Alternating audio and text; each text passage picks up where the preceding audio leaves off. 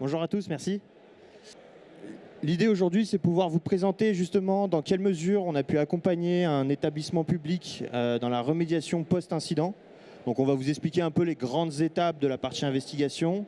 On va enchaîner ensuite sur la partie sécurisation, remédiation de l'incident.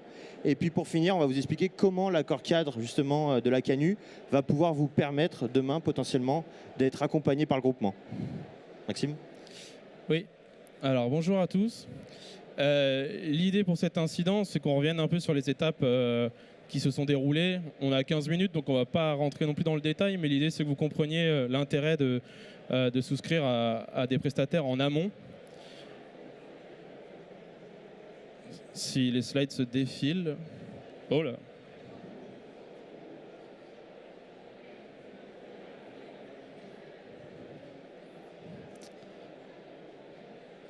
Les aléas du direct.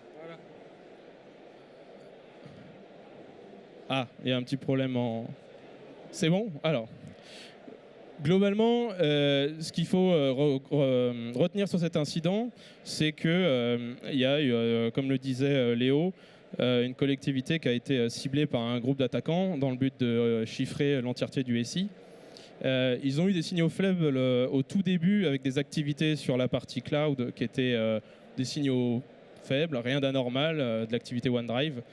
Ils ont sollicité leur prestataire local pour enquêter et au fur et à mesure qu'ils avançaient, ils se sont rendus compte qu'il y avait de plus en plus de bruit et des choses inquiétantes. Et c'est là où ils nous ont appelés 10 jours après et nous ont un peu présenté les faits. Ça, globalement, c'est le schéma globalement de l'attaque. Parce que quand on est arrivé, l'attaquant était bien présent depuis plus d'un mois et était en train en fait, d'exfiltrer des données et de préparer le chiffrement. Donc c'est une collectivité où il y a eu à peu près 1 Tera et 100 gigas de données qui ont été exfiltrées par l'attaquant. Et nous, notre premier travail, ça a été d'essayer d'endiguer l'attaque, notamment avec Léo sur la partie MGM Solutions, pour essayer de couper l'avancement, la progression de l'attaquant. Et ce qu'on a pu découvrir en faisant une enquête en quelques jours, quelques semaines, c'est globalement l'attaquant avait réussi à s'immiscer dans le SI de cette entité via une simple attaque par brute force.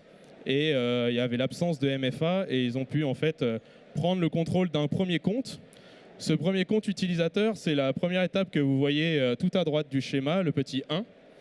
Et à la suite de ça, si vous voulez, l'attaquant, il a suivi un processus qui est un peu normal dans une compromission. C'est qu'il a en fait découvert le réseau.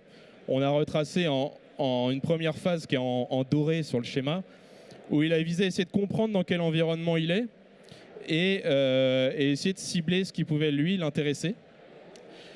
Et vous avez la partie numéro 3, où c'est là on est rentré dans une phase un peu plus sophistiquée, on n'était pas encore présent. C'est qu'il a essayé de cibler des comptes à privilèges.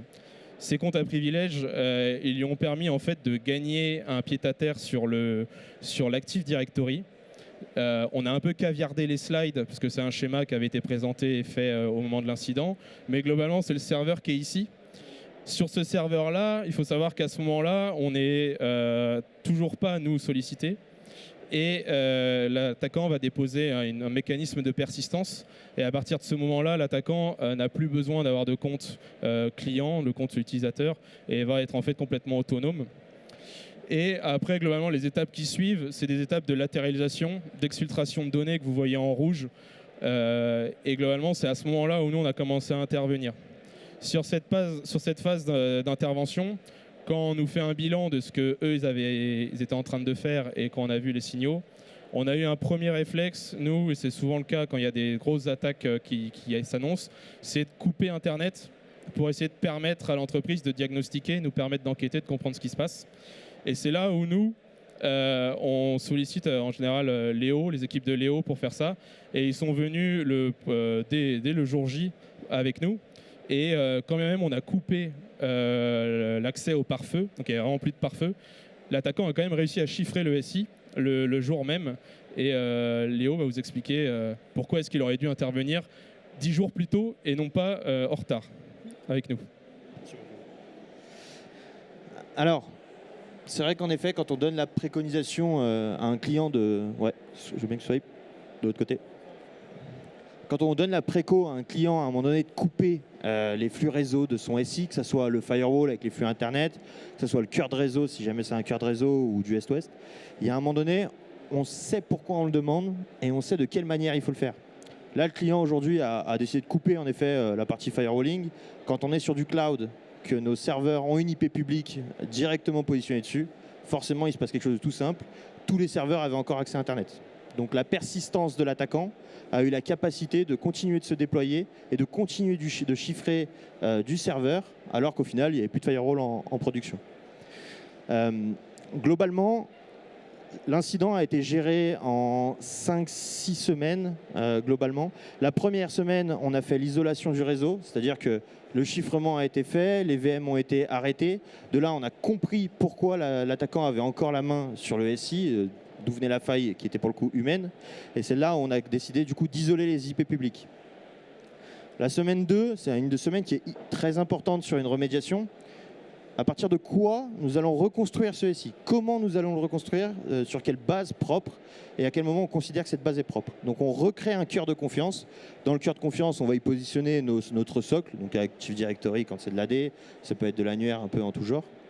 Et l'idée, c'est de faire en sorte que si l'incident se relance, cet AD soit assez renforcé et hardené pour pouvoir survivre une deuxième attaque. Durant la semaine 3, on va être surtout sur la partie remédiation P0. Donc là, on va lister avec le client, tout bonnement, la liste des différents applicatifs. Quels vont être les applicatifs métiers qui vont être critiques pour la communauté de communes. Qu'est-ce qui va leur permettre justement de survivre à cet incident? Et qu'est-ce qui va, au contraire, pouvoir attendre les prochaines semaines pour repartir? À ce moment-là, quand on a redémarré ça, cette partie P0, on a les équipes de Maxime qui vont être encore sur de l'investigation. Vous doutez bien que le schéma que Maxime vous a fait vous a présenté juste avant, il faut plusieurs semaines pour l'atteindre. Il faut analyser les logs, il faut les récupérer déjà, souvent ce qui prend quelques jours. Donc l'idée, c'est vraiment de se dire, cette bulle de confiance, P0 plus socle, on la laisse offline. On ne permet qu'à une partie des utilisateurs d'y accéder pour des problèmes métiers bien précis et on suit toute trace de ce qui peut se passer dedans. Il ne faudrait pas qu'elle se fasse compromettre elle à son tour. Une fois qu'on a terminé cette remédiation P0, en général il y en a pour une semaine parce qu'on parle de 3 à 4 applicatifs grand maximum, on va activer et on va mettre en place la partie sécurisation approfondie. L'idée, c'est de se dire, en fonction de ce que l'équipe d'investigation va pouvoir sortir comme analyse, est-ce que l'attaque est arrivée par un client VPN? Est-ce qu'il est passé par une vulnérabilité web? Comment on va sécuriser cette partie-là, ce point d'entrée? Et on va pouvoir du coup commencer à vraiment faire grossir notre bulle de confiance en venant rajouter des applicatifs potentiellement infectés par une vulnérabilité. Donc c'est à ce moment-là qu'on va potentiellement déployer tout un système de WAF, ça peut être de l'EDR, de l'EPP, ça peut être de la segmentation réseau. Tout va dépendre en fait au final des équipes d'investigation et de leur retour. Une fois qu'on a fait ça, le client a fait repartir sa production, du moins la production critique. On a mis en place un socle sécurisé, on a hardené un petit peu le tout, on lui a donné 2-3 précos. Mine de rien, le SI entier ne peut pas redémarrer. C'est pas possible, ça s'est jamais vu. Donc on va faire ce qu'on appelle une perspective sur 6 mois à peu près, où on va le guider sur les prochaines étapes qu'il va devoir atteindre.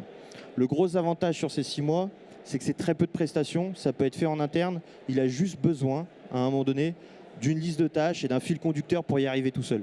C'est souvent d'ailleurs hyper atteignable pour les équipes en interne. Donc en général, le client se sent même rassuré, il se dit bon, on va pouvoir aller sécuriser plus profondément son SI. Sur ce client, on est resté du coup quand même à 2 ressources côté remédiation, sécurisation et 2 ressources côté investigation pendant 8 semaines si je ne dis pas de bêtises au total. Donc ça demande quand même une certaine charge homme et en plus de ça, ça demande un grand temps d'attente quand on va venir faire de l'extraction de log. Donc tous les clients qui peuvent avoir en amont de cyber des puits de log, des CIEM qui nous permettraient d'analyser ça beaucoup plus rapidement, qui nous permettraient d'intervenir beaucoup plus rapidement, il faut les pousser à aller vers ce genre de solution.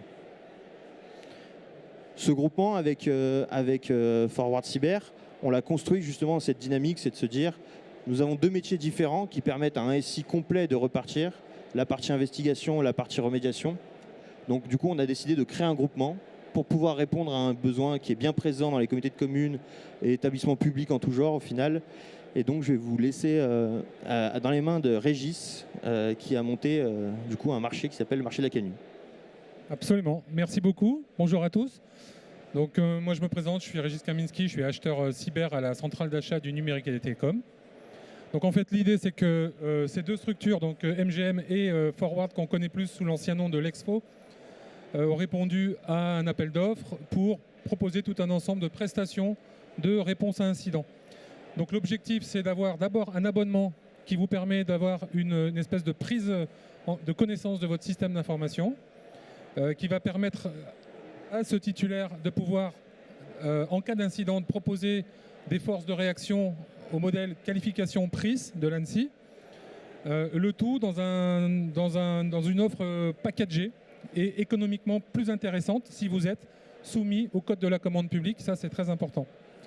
L'objectif de notre appel d'offres, c'est de couvrir tous les pans de la protection en service managé. Évidemment, il y a des lots dédiés sur le SOC, mais il y a un lot dédié sur la réponse à incident.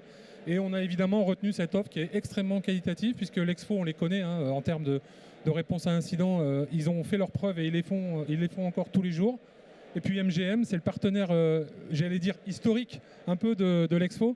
Et très spécialisé sur la partie, évidemment, investigation, rémédiation. Donc, le groupement faisait vraiment sens dans la réponse à cet appel d'offres. Alors, comment on fait si on peut... Hop.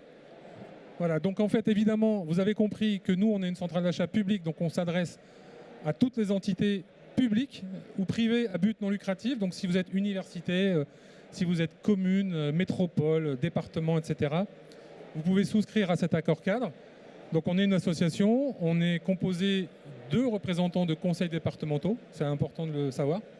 Et en fait, tout se passe sur le biais de notre portail pour pouvoir souscrire à ce marché. Donc il faut juste s'identifier, ensuite faire des demandes d'information, vous avez accès au prix, vous avez accès au CCTP. Ça permet ensuite de souscrire et de travailler avec ces deux LASCAR. Voilà. Merci à tous.